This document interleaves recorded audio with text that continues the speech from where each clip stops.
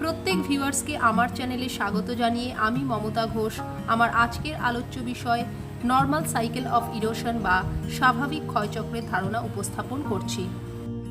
প্রত্যেক ভূমিরূপের একটি নির্দিষ্ট জীবন ইতিহাস আছে, যার মধ্যে দিয়ে ভূমিরূপের এক সুশৃঙ্খল পর্যায়ক্রমিক ও শ্রেণীবদ্ধ পরিবর্তনের সঙ্গে ভূমিরূপটির বিবর্তন ঘটে থাকে। এই বিবর্তনে ভূমিভাগ প্রারম্ভিক অবস্থা থেকে ধারাবাহিকভাবে ভূমিরূপ সৃষ্টির মধ্যে দিয়ে অন্তিম অবস্থায় পৌঁছায়। ক্ষয় চক্র বা সাইকেল অফ ইরোশনে সাইকেলের বাংলা প্রতিশব্দ চক্র এবং ইরোশনের অর্থ ক্ষয়প্রাপ্ত হওয়া।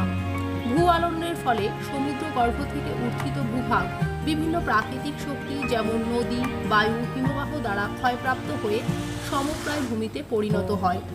উত্থিত কোনো ভূভাগের ক্ষয়কার্যের ফলে প্রাথমিক অবস্থা থেকে নির্দিষ্ট ক্রম অনুসারে কতকগুলি অন্তর্বর্তী পর্যায়ের মধ্যে দিয়ে শেষ অবস্থায় বা সমপ্রায় ভূমিতে পৌঁছানোকে অর্থাৎ ক্ষয়ের নিম্ন সীমায় পৌঁছানোকে ক্ষয় চক্র বলে।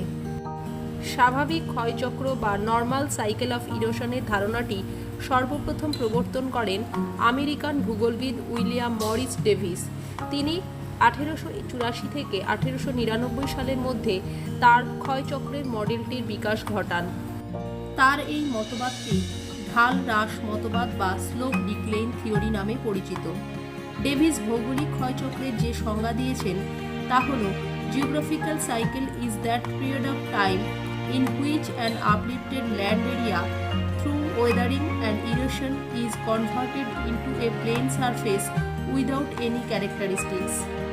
তিনি স্বাভাবিক ক্ষয়চক্র বলতে নদীর ক্ষয়চক্রকে বুঝিয়েছেন, কারণ ভূপৃষ্ঠের প্রায় 70% ভূমির ভাস্কর্য প্রধানত নদীর স্বাভাবিক ক্ষয়কার্যের মাধ্যমে ঘটে থাকে। ডেভিসের মতে কোনো অঞ্চলের ভূমিরূপের উদ্ভব সেই অঞ্চলের শিলার গঠন, ক্ষয়কার্যের প্রক্রিয়া ও সময় বা পর্যায় এই তিনটি উপাদানের উপর নির্ভরশীল। অর্থাৎ landscape is a function of structure, process and stage. এখানে শিলার গঠন বলতে শিলার নতি, আয়াম, কাঠিন্য অর্থাৎ ক্ষয় প্রতিরোধ ক্ষমতা, দারণ, ফাটল, জোড়মুখ ইত্যাদিকে বোঝায়। প্রক্রিয়া বা পদ্ধতি বলতে ভূমিরূপ গঠনে প্রভাব বিস্তারকারী আবহবিকার, ক্ষয়ীভবন, নদী, হিমবাহ, সমুদ্র তরঙ্গ, ভৌমজল, বায়ুপ্রবাহ ইত্যাদি প্রাকৃতিক শক্তির প্রক্রিয়াকে বোঝায়। আর সময় বা পর্যায় বলতে কত সময় ধরে এইসব প্রাকৃতিক শক্তি ওই অঞ্চলে ক্রিয়াশীল থেকে ভূমিরূপের পরিবর্তন ঘটাচ্ছে তাকে বোঝায়। অন্যভাবে বলা যায়, সময়ের ব্যবধানে ভূমিরূপের যেসব পরিবর্তন ঘটে সেগুলিকে একত্রিত করে এক একটি পর্যায় বা অবস্থার অন্তর্ভুক্ত করা হয়, যেমন যৌবন, পরিণত ও বার্ধক্য অবস্থা। সুতরাং কি প্রকৃতির শিলায় কোন ধরনের প্রাকৃতিক শক্তি কত সময় ধরে ক্ষয়কাজ করে চলেছে তার উপর নির্ভর করে সেখানকার ভূমিরূপের গঠন। স্বাভাবিক ক্ষয়চক্রের ক্ষেত্রে ডেভিস কতগুলি পূর্ব শর্ত বা প্রি কন্ডিশনের উল্লেখ করেছেন। সেগুলি হল: 1. ভূ আলোড়নের প্রভাবে কোনো ভূভাগ সমুদ্র পৃষ্ঠের সাপেক্ষে উত্থিত হবে এবং ভূভাগের শিলার গঠন, স্তরায়ন, শিলালক্ষণ, ভূমির উচ্চতা বা বন্ধুরতা ইত্যাদি বিষয়গুলি প্রাধান্য পাবে, অর্থাৎ এটি একটি ভূতাত্ত্বিক একক হিসাবে অবস্থান করবে। 2. ভূমিভাগের ভূতাত্ত্বিক গঠন হবে সরল ও একই প্রকার শিলালক্ষণযুক্ত, পরপর কঠিন ও কোমল শিলায় সজ্জিত হবে এবং প্রাথমিক ঢাল হবে সমুদ্রমুখী। 3. ক্ষয়চক্র চলাকালীন ভূমিভাগ অনড় অবস্থায় বা স্থিতাবস্থায় থাকবে। 4. অঞ্চলটি আর্দ্র জলবায়ুর অন্তর্গত হবে, যেখানে বিভিন্ন নদীগোষ্ঠীর উদ্ভব হবে এবং নদীর ক্ষয় প্রাধান্য পাবে। 5. সমুদ্রপৃষ্ঠ থেকে ভূমির উত্থান প্রায় উল্লম্ব হবে এবং এর হার এত দ্রুত হবে যে উত্থান কাজ শেষ হওয়ার আগে ভূমিভাগ বিশেষ ক্ষয়প্রাপ্ত হবে না। 6. ভূমিরূপের বিবর্তন একটি নির্দিষ্ট ক্রম বা পর্যায় অনুসারে ঘটতে থাকবে। 7. ক্ষয়ের শেষ সীমা বা বেস লেভেল অফ ইরোশন পর্যন্ত নদী নিম্নক্ষয় করতে থাকবে। 8. নদীর ক্ষয়, আবহবিকার, পুঞ্জিত স্খলন প্রভৃতি বহির্জাত প্রক্রিয়াগুলি একযোগে ভূমিরূপের বিবর্তনে অংশগ্রহণ করবে। 9. উত্থিত ভূমিভাগ সমপ্রায় ভূমিতে পরিণত হবে। 10. ক্ষয়চক্র আংশিক সম্পন্ন হওয়ার পর ভূমির পুনরায় উত্থান ঘটলে একটি নতুন ক্ষয়চক্রের সূচনা হবে। ডেভিস তার ক্ষয়চক্রের ধারণাটি একটি মডেলের সাহায্যে বুঝিয়েছেন। এই মডেলে উলম্ব অক্ষে সমুদ্রপৃষ্ঠ থেকে ভূমির উচ্চতা এবং অনুভূমিক অক্ষে সময় দেখানো হয়েছে। সমুদ্র থেকে কোনো ভূমিভাগের উলম্ব উত্থানের পর সেই বন্ধুর ভূমিতে ক্ষয় কাজ শুরু হয়, সেটি হলো ভূমিভাগের যৌবন অবস্থা। এরপর সময় যতই এগোতে থাকে ক্ষয় কাজের জন্য ভূমির উচ্চতা ও বন্ধুরতা ক্রমশ কমে যায়। এইভাবে ওই ভূমি পরিণত অবস্থায় পৌঁছায়। আরও পরে ক্ষয়কাজের জন্য যখন ভূমিভাগটি প্রায় সমতল অবস্থায় পৌঁছয়, সেটি হলো তার বার্ধক্য অবস্থা।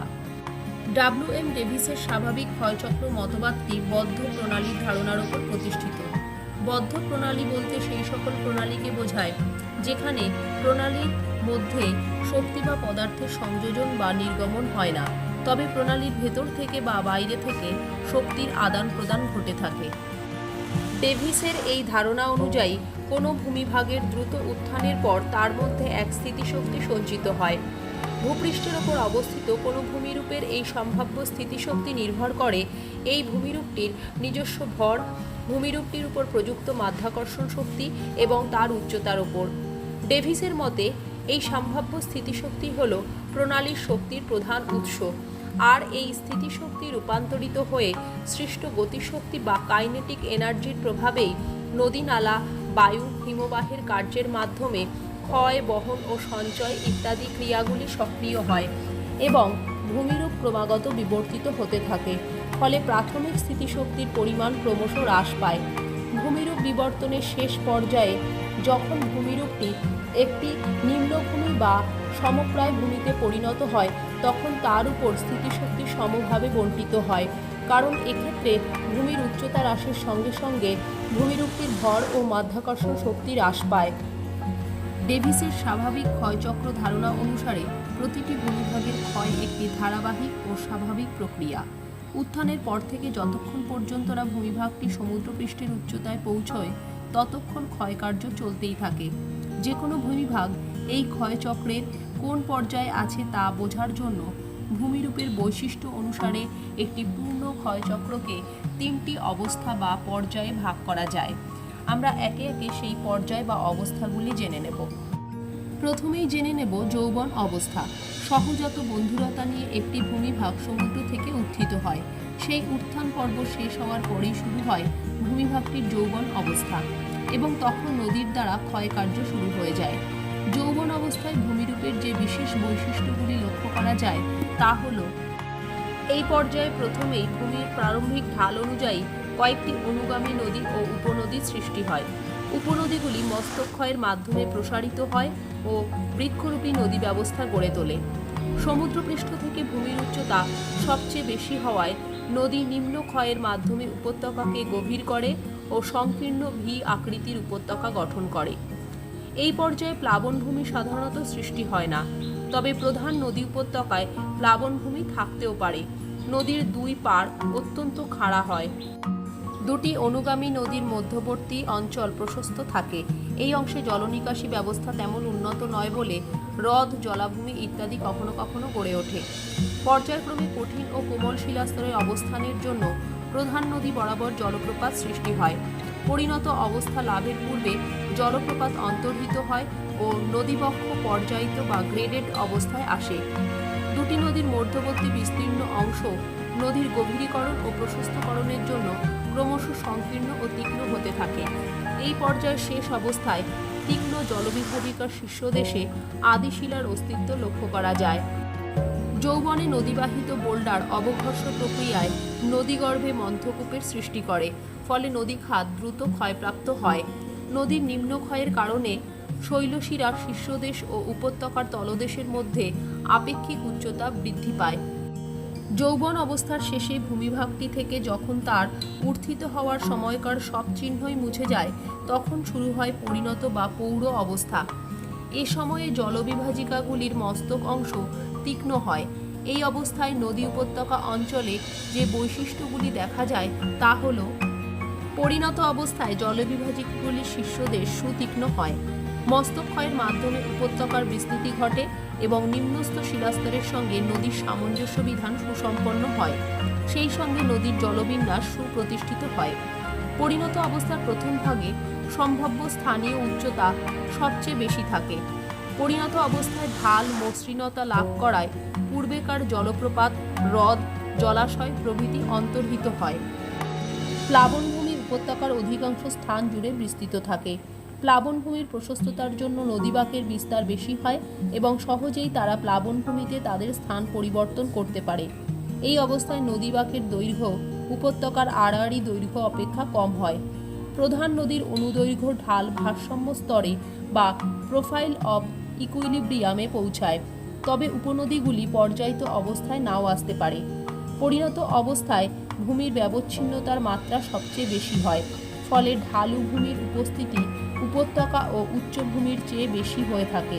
পরিণত অবস্থার শেষ দিকে নদীর প্রশস্তকরণের মাত্রা নিম্নক্ষয়ের তুলনায় বেশি হয়। ক্ষয়চক্রের শেষ অবস্থা বা পর্যায়টিকে বার্ধক্য অবস্থা বলে। এ সময়ে নদীর নিম্নক্ষয় বন্ধ হয়ে যায়, শুধু পার্শ্বক্ষয় চলতে থাকে। প্রকৃতপক্ষে ক্ষয়কার্যের ফলে যখন উত্থিত উচ্চ ভূমিভাগটি একটি প্রায় সমতল ক্ষেত্রে পরিণত হয়, তখন ভূমিরূপ বার্ধক্য অবস্থা লাভ করে। এই অবস্থায় ভূমিরূপের যে বৈশিষ্ট্যগুলি দেখা যায় তা হল: এই পর্যায়ে নদীর সংখ্যা সাধারণভাবে পরিণত অবস্থার থেকে কম, কিন্তু যৌবন অবস্থার থেকে বেশি থাকে। উপত্যকাগুলি অত্যন্ত প্রশস্ত ও মৃদু ঢালযুক্ত হয়। সুপ্রশস্ত প্লাবনভূমির সৃষ্টি হয়, যার ওপর দিয়ে নদী সাপের ন্যায় আঁকাবাঁকাভাবে ধীর গতিতে প্রবাহিত হয়। নদী মধ্যবর্তী জলবিভাজিকাগুলির উচ্চতা এত দ্রুত হ্রাস পায় এবং এত অস্পষ্ট হয়ে ওঠে যে তাদের অস্তিত্ব বোঝা দায় হয়ে ওঠে। উপত্যকা খুব বেশি প্রশস্ত হয়। এ সময় নদীবাঁকের বিস্তার অপেক্ষা প্লাবনভূমি যথেষ্ট প্রশস্ত ও বড় হয়। প্লাবনভূমিতে অশ্বক্ষুরাকৃতি হ্রদ, জলাভূমি ইত্যাদি দেখা যায়। শিলা তথা ভূমির নগ্নীভবনে পুঞ্জিত স্খলন ও আবহবিকার উল্লেখযোগ্য ভূমিকা পালন করে। বিস্তীর্ণ অঞ্চল ক্ষয়সীমা বা বেস লেভেল অফ ইরোশন বা তার নিকট অবস্থান করে এবং সৃষ্টি করে বৈচিত্র্যহীন সমপ্রায় ভূমির বা পেনি প্লেনের। সমপ্রায় ভূমির যেখানে সেখানে ক্ষয় প্রতিরোধী শিলায় গঠিত স্বল্প উচ্চতা বিশিষ্ট টিলা বা পাহাড় দেখা যায়। এ ধরনের পাহাড় বা টিলাকে মোনাডোনাক বলে। এটি সমপ্রায় ভূভাগে কিছুটা বৈচিত্র্যের চিহ্ন রাখে। ঝাড়খণ্ড রাজ্যের গালুডিতে অবস্থিত পাটমাহুলিয়া মোনাডোনাকের একটি উল্লেখযোগ্য উদাহরণ। তাহলে এতক্ষণ আমরা জানলাম ডেভিস বর্ণিত স্বাভাবিক ক্ষয়চক্রের ধারণার বিভিন্ন পর্যায়ে গঠিত বিভিন্ন উল্লেখযোগ্য ভূমিরূপের বৈশিষ্ট্য সম্পর্কে।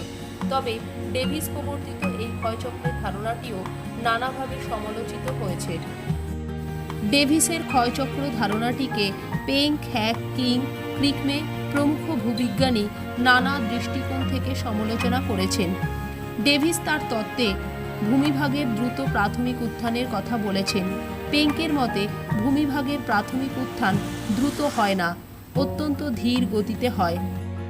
ডেভিসের মতে ভূমির উত্থান পর্ব শেষ হলে ক্ষয়কার্য শুরু হয়, কিন্তু পেঙ্কের মতে ভূমির উত্থান ও তার উপর বিভিন্ন প্রাকৃতিক শক্তি যেমন নদী, বায়ুপ্রবাহ, হিমবাহ প্রভৃতি দ্বারা ক্ষয়কার্য একই সঙ্গে চলতে থাকে। ডেভিসের মতে যৌবন অবস্থা শুরু হওয়ার আগে ভূমিভাগের উত্থান পর্ব শেষ হয়ে যায়, কিন্তু পেঙ্কের মতে ভূমিভাগের উত্থান বার্ধক্য অবস্থা পর্যন্ত চলতে থাকে। ডেভিসের তত্ত্ব অনুসারে ক্ষয়চক্র শেষ না হওয়া পর্যন্ত ভূমিভাগ সুস্থির বা স্থিতিশীল অবস্থায় থাকবে, কিন্তু সুদীর্ঘকাল কোনো ভূমিভাগই অপরিবর্তিত অবস্থায় থাকে না। হ্যাকের গতিশীল ভারসাম্য তত্ত্বে বলা হয়েছে ক্ষয়চক্র বলে বাস্তবে কিছু নেই। ভূমির গঠন অনুসারে বিভিন্ন স্থানে বিভিন্ন ভূমিরূপ সৃষ্টি হয়। ডেভিসের মতে একটি নির্দিষ্ট ক্রম বা পর্যায় বা অবস্থা অনুসারে ভূমিরূপ বিবর্তিত হবে, অর্থাৎ ভূমিরূপের বিকাশ সময় দ্বারা নিয়ন্ত্রিত হয়। কিন্তু পেঙ্ক ও হ্যাকের মতে সময় নয়, ভূমিভাগের উত্থানের গতির সঙ্গে সঙ্গতি রেখে ভূমিরূপের বিকাশ ঘটে। ডেভিসের মত অনুসারে বার্ধক্য অবস্থায় প্রধানত শৈলশিরার নিম্নক্ষয়ের জন্য ভূমিভাগটির উচ্চতা হ্রাস পায়, কিন্তু পেঙ্কের মতে শৈলশিরার পশ্চাৎমুখী ক্ষয়ের ফলে ভূমিভাগের উচ্চতা হ্রাস পায়। ডেভিস ক্ষয়চক্রের পর্যায়গুলিকে যৌবন, পরিণত ও বার্ধক্য এই তিন ভাগে ভাগ করেছেন, কিন্তু পেঙ্ক ভূমির বিবর্তনকে বর্ধমান, সমরূপ ও ক্ষীয়মান এই তিন ভাগে ভাগ করেছেন। ডেভিসের ক্ষয়চক্র কঠোরভাবে সমালোচিত হলেও এর কতগুলি উল্লেখযোগ্য দিক আছে। ডেভিসই সর্বপ্রথম বৈজ্ঞানিক দৃষ্টিভঙ্গিতে ক্ষয়চক্রের ধারণাটি ব্যাখ্যা করেন। তার মডেলটি অতি সরল এবং ভূমিরূপ বিশ্লেষণে ও শ্রেণীবিন্যাসে অত্যন্ত প্রায়োগিক। তিনি অতি পুঙ্খানুপুঙ্খভাবে ভূমিরূপ বিবর্তনের হার পর্যবেক্ষণ করেছেন এবং তাকে সহজ ও স্বচ্ছ ভাষায় উপস্থাপিত করেছেন। বর্তমান দিনে ভূতাত্ত্বিক চিন্তাভাবনার সঙ্গে তার মতবাদ সামঞ্জস্যপূর্ণ, কারণ ভারসাম্য রেখাচিত্র, ক্ষয়ের শেষ সীমা ইত্যাদি ধারণাগুলিকে তিনি তার মডেলে সংযোজন করেছেন। তাহলে এই ভিডিও থেকে আমরা ডেভিস বর্ণিত স্বাভাবিক ক্ষয়চক্রের ধারণাটি জানলাম। এই বিষয়টি অনুশীলনের জন্য তোমাদের জন্য থাকছে কিছু প্রশ্নগুলি হলো: 1. প্রত্যেক ভূমিরূপের একটি নির্দিষ্ট জীবন ইতিহাস আছে, ডেভিসের এই উক্তিটি বিচার করো। 2. কিভাবে একটি ভূমিরূপ সুশৃঙ্খল পর্যায়ের মধ্যে দিয়ে অগ্রসর হয় তা বিশ্লেষণ করো। 3. স্বাভাবিক ক্ষয়চক্র কাকে বলে? 4. ডেভিস বর্ণিত ক্ষয়চক্রের শর্তগুলি উল্লেখ করো। 5. পেনিপ্লেন কি? ভিডিওটি প্রথম থেকে শেষ পর্যন্ত ভালো করে দেখলে এবং সাথে সাথে তোমাদের পাঠ্যপুস্তকটি পড়লে অবশ্যই তোমরা প্রশ্নগুলির উত্তর করতে পারবে। এই সংক্রান্ত যদি কোনো সমস্যা থাকে তাহলে অবশ্যই কমেন্ট বক্সে জানিও। আমার ভিডিওটি ভালো লাগলে লাইক ও শেয়ার করো এবং এই রকম আরও নতুন নতুন ভিডিও পেতে আমার চ্যানেলটি সাবস্ক্রাইব করো। আজ তাহলে এই পর্যন্তই। হাজির হব পরবর্তীতে নতুন কোনো ভিডিও নিয়ে। ধন্যবাদ সকলকে।